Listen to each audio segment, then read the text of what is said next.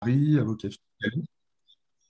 Et aujourd'hui, nous allons parler du contrôle fiscal. Alors, comme on a eu un petit problème de, de documents informatiques, on va prendre pour base une formation qu'on vient de faire pour le site Légifiscal et qui a un thème différent, un peu moins développé que ce que je vais vous présenter ce matin. Donc, je vais vous mettre ça en ligne et puis vous aurez l'opportunité de poser quelques questions. Je répondrai à des questions plutôt générales que je pourrais voir au fur et à mesure sur l'écran de contrôle. Alors, pour pouvoir arriver, voilà. Rachel, c'est bon, tu vois bien en ligne? Oui, oui, c'est bon. Alors, on va juste lancer en... Voilà. Alors, un instant, j'organise juste parce que je ne vois plus du coup mon écran. Voilà. Donc, l'idée aujourd'hui du contrôle fiscal, c'est de faire un point sur les procédures de contrôle, particulièrement entreprises, mais également particuliers, parce que avec le Covid, dès le mois de mars 2020, 2020 on a quasiment eu un arrêt des procédures qui ont repris officiellement au mois d'août. D'ailleurs, l'année 2017 n'a pas été prescrite au 31 décembre, mais vient d'être prescrite au 14 juin, qui est la durée de l'urgence sanitaire. Et il était important de reparler du contrôle fiscal parce qu'on a une évolution très importante sur ces dernières années, des méthodologies qui ont évolué. L'informatique et les bases de données sont vraiment utilisées par l'administration fiscale de plus en plus. Et donc, on a aussi des réactions de l'administration fiscale très différentes sur ces dernières années.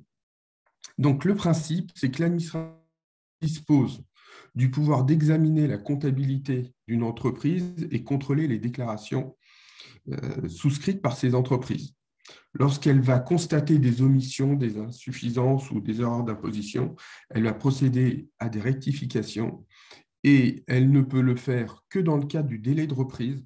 Alors, ce que nous, on appelle délai de reprise, c'est souvent ce que le contribuable appelle la prescription.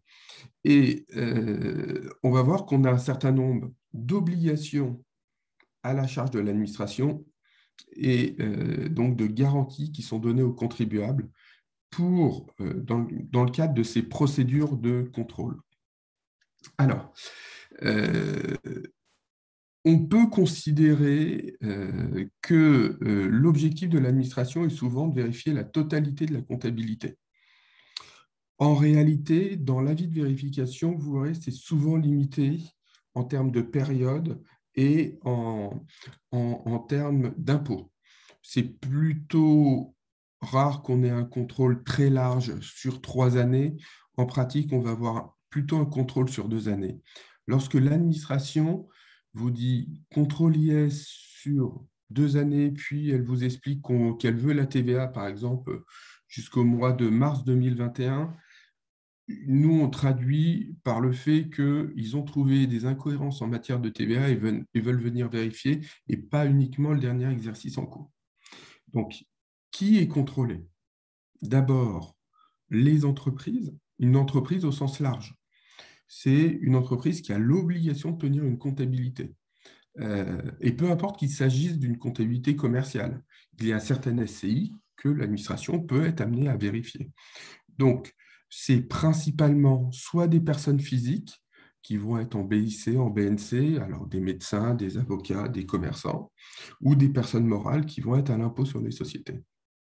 L'administration va souvent utiliser vis-à-vis des fournisseurs ou des clients un droit de communication afin de vérifier les informations qu'elle prend dans le cadre, qu'elle utilise dans le cadre du contrôle fiscal et vérifier avec la cohérence de ce que le contribuable lui a donné. Le délai de reprise va varier en fonction de l'imposition. La base, souvent ce qu'on dit, c'est le terme de la 3e année. Ce n'est pas obligatoirement ça. Il peut y avoir des impôts ou pour quelques raisons des délais plus longs. On va y revenir tout à l'heure de manière un peu plus détaillée. Alors, le préalable, c'est qu'une vérification de comptabilité ne peut être engagée sans qu'on ait reçu un document de l'administration fiscale.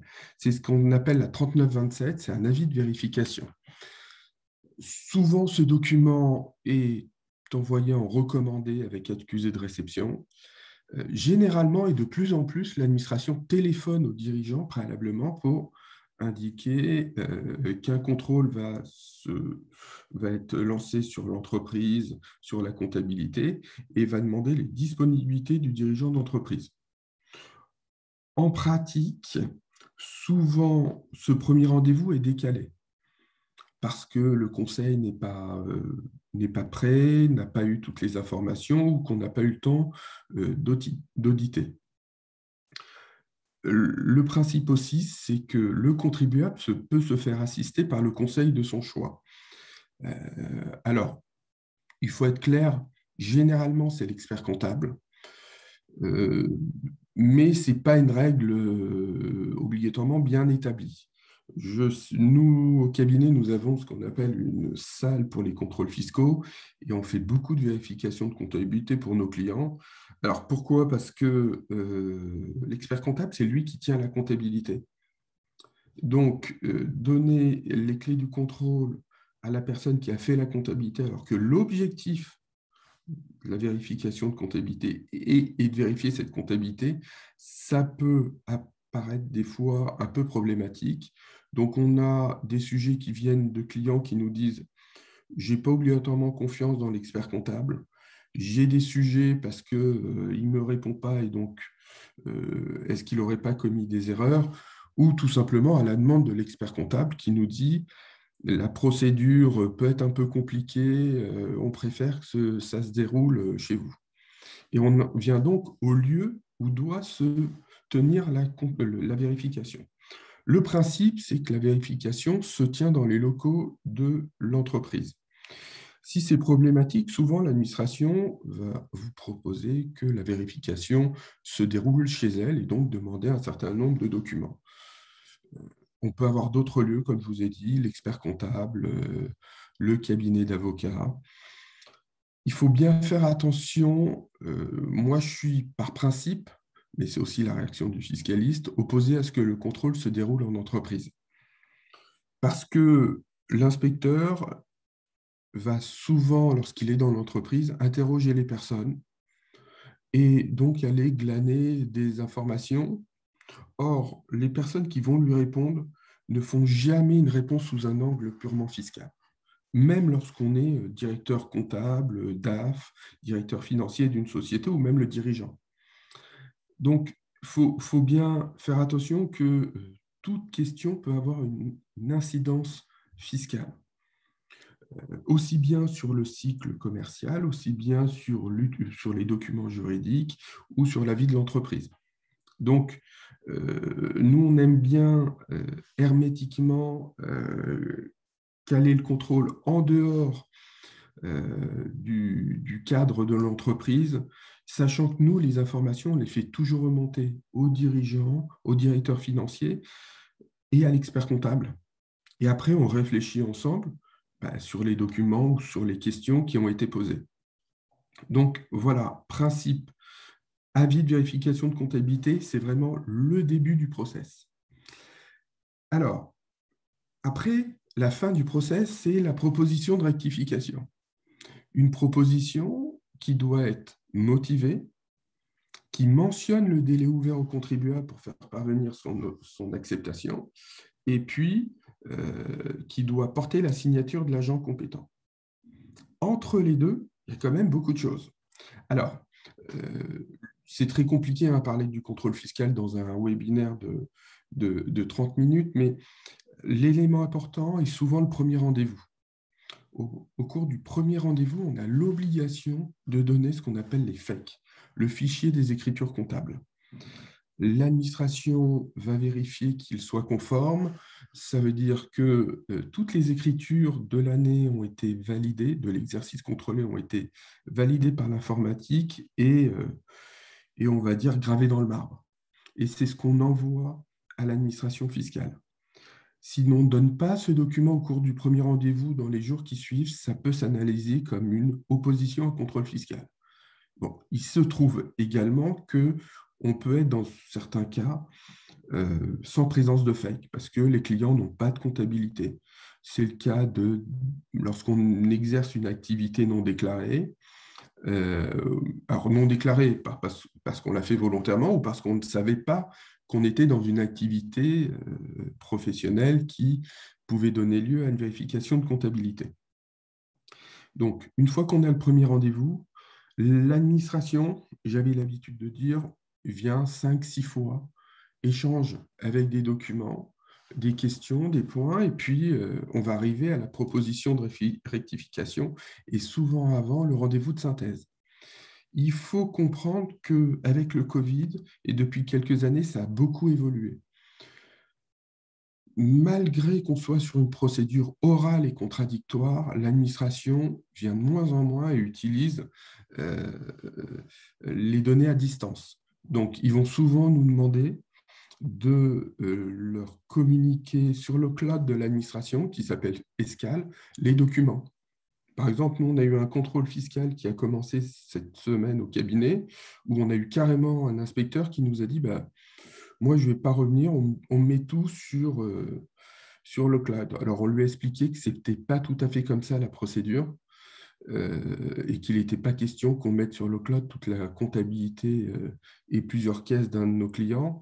D'abord parce qu'il doit vérifier sur pièce et pas conserver des éléments. Donc, on est aussi malheureusement, mais c'est ça le process fiscal, dans un rapport de force. Donc, il faut savoir se faire entendre, se faire respecter, mais aussi obéir. Lorsque l'administration nous dit « je veux une copie d'un contrat, d'un acte juridique », il faut savoir qu'on a l'obligation de le donner, sous peine d'avoir une amende. Donc, on le donne, et on sait que si l'administration demande copie, c'est qu'elle risque d'en tirer un certain nombre de conséquences. Le contrôle va souvent commencer par l'analyse du juridique. Donc, lorsque j'entends un chef d'entreprise qui m'explique « mais le juridique, je ne l'ai pas signé depuis des années, je ne sais pas ce qu'il y a dedans », eh ben, nous, ce qu'on fait, on va auditer, on va aller regarder entre ce qu'on nous a raconté au niveau du chef d'entreprise, au niveau du directeur financier, du DAF ou de l'expert comptable, et ce qu'on voit réellement dans le juridique. Est-ce qu'on nous parle de contrats? Comment sont faits ces contrats? Voilà. Donc, sur le process, vraiment aller sur un débat oral et contradictoire. Ne pas obligatoirement répondre du tac au tac à l'administration fiscale parce qu'il y a un délai de réflexion pour voir pourquoi on communique tel et tel contrat et ne pas hésiter, avant le début du contrôle, de demander à son conseil d'auditer. Alors, ça ne dure pas obligatoirement 25 heures, hein, mais d'aller auditer certains aspects, certains sujets. Nous, je sais que généralement, même tout le temps, on demande à nos clients, on pose des questions aux clients pour leur dire, voilà, qu'est-ce qui s'est passé pendant la période vérifiée, d'après vous, pourquoi ils viennent vous rencontrer.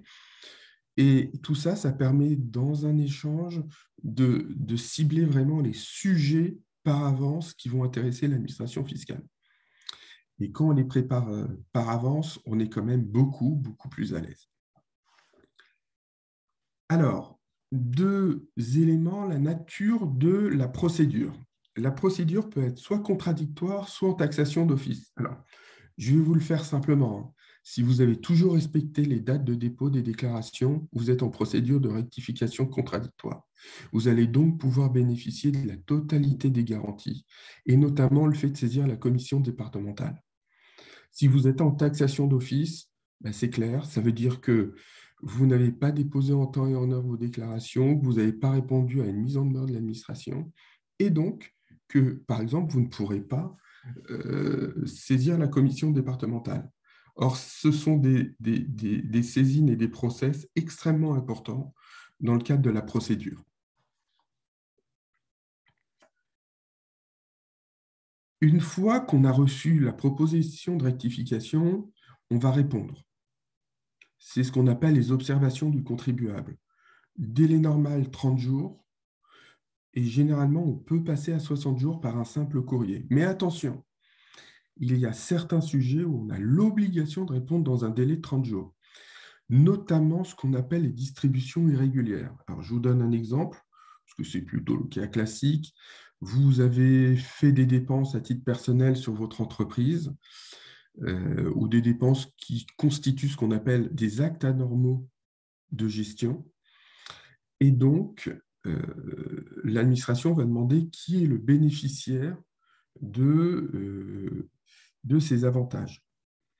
Si vous ne répondez pas dans un délai de 30 jours, la société va avoir une amende égale à 100% des sommes mises en jeu.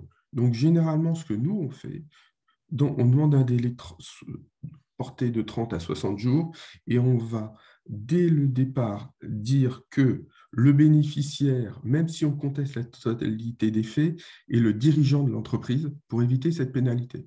Alors, pourquoi on nomme directement le dirigeant d'entreprise? Parce qu'il existe une règle fiscale, une présomption selon laquelle, lorsqu'on a une distribution régulière, c'est avant tout le dirigeant d'entreprise qui en bénéficie. La saisine de la commission départementale. Alors, une chose, lorsqu'on répond à l'administration fiscale, on le fait, en droit, avec de la jurisprudence. Il y a un élément extrêmement important dans le cadre du contrôle fiscal et j'ai un peu de mal, les chefs d'entreprise prennent souvent très mal le fait d'être contrôlés. C'est la fiscalité, ce n'est pas obligatoirement de la bonne foi ou de la mauvaise foi. C'est le respect d'une règle fiscale. La fiscalité n'est pas juste. Donc, soit vous avez respecté les règles fiscales, soit vous ne les n'avez pas respectées. Mais ce n'est pas parce que vous vous considérez comme de mauvaise foi que l'administration, ou de bonne foi, pardon, que l'administration ne va pas vous redresser. Donc, on peut donner des éléments de fait, mais une réponse fiscale, c'est avant tout une réponse avec de la jurisprudence, des éléments de droit et des éléments pratiques. On va vous interroger, on va communiquer. Et puis, si le dossier est vraiment très compliqué ou mal parti, on va demander à aller voir l'administration pour commencer à négocier avec elle. Ou on va totalement s'opposer au contrôle et on va rentrer dans une procédure avec, à terme, la saisine de la commission départementale. Ce qui est intéressant, c'est que la commission départementale va mettre en moyenne 6 mois à se réunir. Alors en ce moment, on est plutôt vers une année que 6 mois. Et l'administration, dans le cadre de la commission, ça va nous permettre d'aller chercher des pièces qui ne pouvaient pas être obtenues en une semaine ou 15 jours ou même en un mois. Donc, on va construire un dossier et à partir du moment où on a une vérification, une notification, une proposition de redressement, on verra que l'administration fiscale ne va geler les sommes. Il n'y aura pas d'intérêts de retard qui vont courir. Donc, pendant ces 6 mois, le contrôle vous coûtera pas un euro de plus. Et d'ailleurs, lorsqu'on vous notifie, les sommes sont gravées dans le marbre. Normalement, ça ne peut plus augmenter. On va même être clair, ça ne peut pas augmenter, sauf cas vraiment très, très, très particuliers. Les garanties du contribuable. Alors, on vous les a listées. C'est l'envoi préalable d'un avis de vérification. On peut opposer la charte des droits et obligations du contribuable vérifié. Alors, auparavant, on l'envoyait. Maintenant, on explique que vous pouvez aller la voir sur Internet. C'est la limitation de la durée de la vérification, notamment pour les petites entreprises. Le fait d'utiliser le recours hiérarchique, la saisine de la commission départementale. Alors, le recours hiérarchique, il y a 2 niveaux. Il y a le supérieur hiérarchique, donc le chef de brigade, et puis après, vous avez ce qu'on appelle l'interlocuteur départemental. J'aime bien, moi, rencontrer les deux. D'abord parce que c'est le premier rendez-vous en face avec le supérieur et l'inspecteur, et que ça permet de rentrer dans des détails dont on ne peut pas obligatoirement beaucoup, qu'on ne peut pas vraiment développer à l'écrit, puis voir un peu comment on sent l'administration au terme de sa défense. Et puis, l'interlocuteur départemental, c'est quelqu'un qui ne connaît pas le dossier, mais qui va faire une analyse en droit, en fait, et plutôt pragmatique. C'est devant lui qu'on va aller chercher souvent une transaction. Autre élément, la garantie contre les changements de doctrine administrative. Ça veut dire que si au moment où votre contrôle a commencé, l'administration a pris une position sur un sujet, le fait qu'elle ait évolué sur le sujet plus tard ne doit pas vous être imputable et donc on ne pourra pas vous l'opposer. Le débat oral et contradictoire, c'est toujours ce qu'il faut rechercher et conserver des preuves. Donc c'est vrai que nous, on demande souvent à nos clients d'avoir des mails et on écrit aussi des mails pour eux.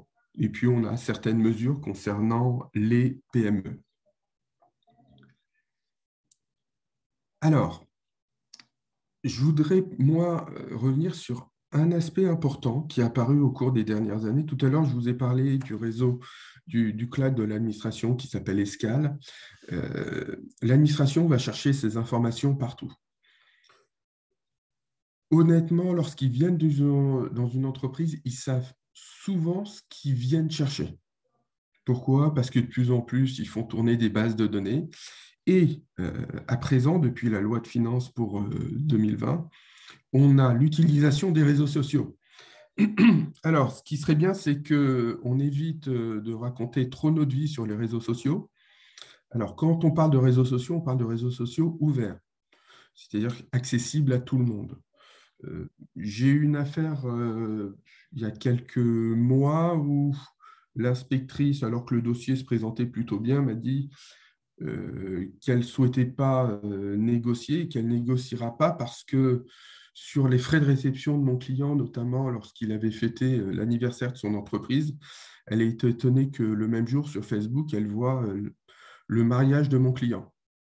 Et effectivement, elle m'a expliqué que si on allait plus loin dans la contestation, on serait vraisemblablement devant une fausse facture et engagement de poursuite pénale. Alors, cas typique, hein, les vacances, les réceptions, si jamais vous confondez votre poche et celle de votre entreprise, ne le faites pas ouvertement devant ou sur les réseaux sociaux et de manière ouverte. Donc, encore une fois, l'administration et l'informatique l'a aidé est de plus en plus présente. D'ailleurs, il y a quelque chose un peu d'amusant, c'est que tous les ans, l'administration fiscale communique sur les contrôles fiscaux, puis les journalistes nous disent l'agriculteur est contrôlé tous les 90 ans, le commerçant tous les 30 ans. Alors, quand on prend ça sur une longue durée, effectivement, les chiffres sont véridiques. Il se trouve qu'avec l'informatique, aujourd'hui, c'est totalement différent. Une entreprise qui a 10 ans d'ancienneté, normalement, elle a déjà été contrôlée un certain nombre de fois. Donc, le contrôle fiscal fait partie de la vie de l'entreprise et du contribuable. Aussi bien d'ailleurs de l'entreprise que le contrôle particulier. Hein. Lorsque l'administration reçoit une déclaration d'impôt, qu'elle ne comprend pas certaines choses, qu'elle a des doutes, elle va envoyer une demande d'information et au regard de la réponse de la demande d'information, elle notifiera un redressement. Donc ces éléments sont extrêmement classiques. Aujourd'hui, l'information circule partout, donc l'administration fiscale bénéficie d'informations. Et c'est d'ailleurs à ce titre-là qu'elle cible un certain nombre d'activités plutôt dangereuses par rapport à elle.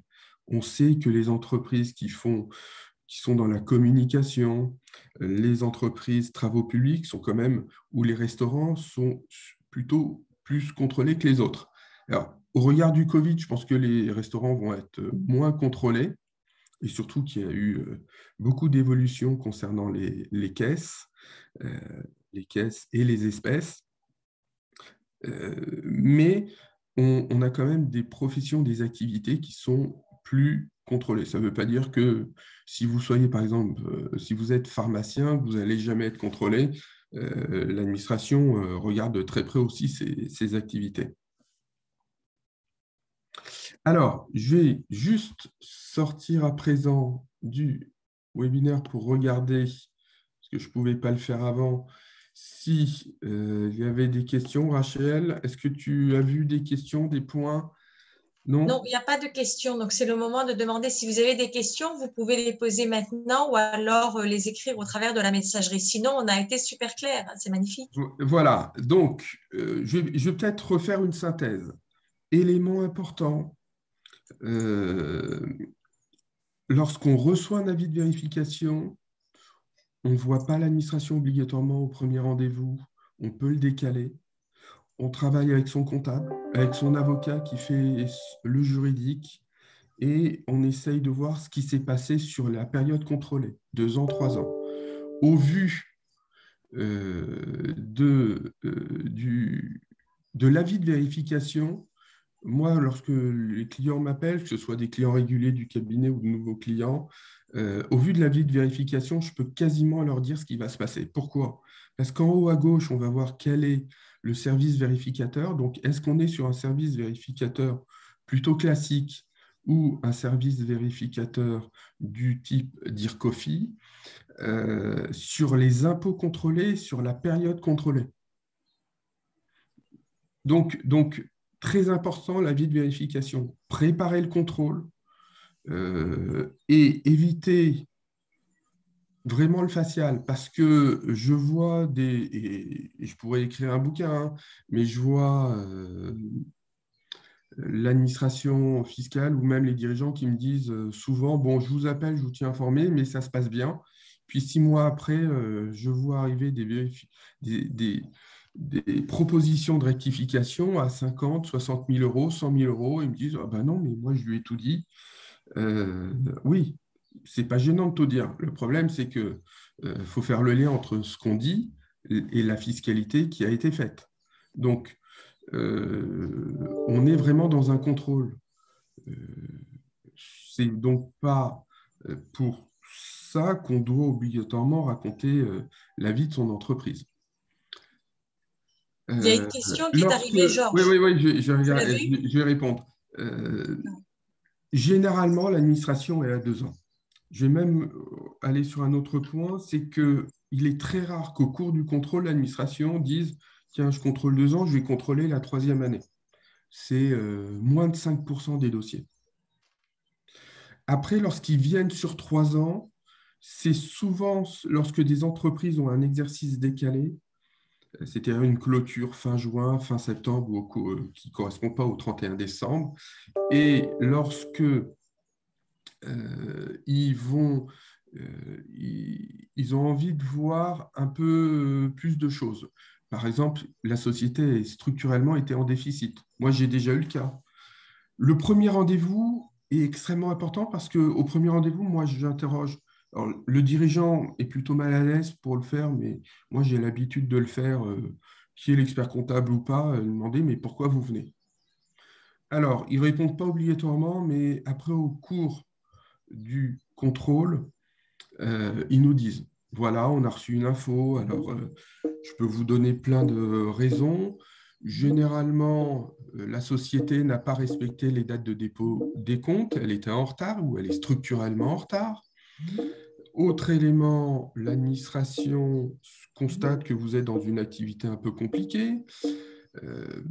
L'administration a eu des informations sur une procédure au pénal ou une procédure au civil, parce qu'il faut savoir que les dossiers qui sont devant les tribunaux, l'ancien TG, le tribunal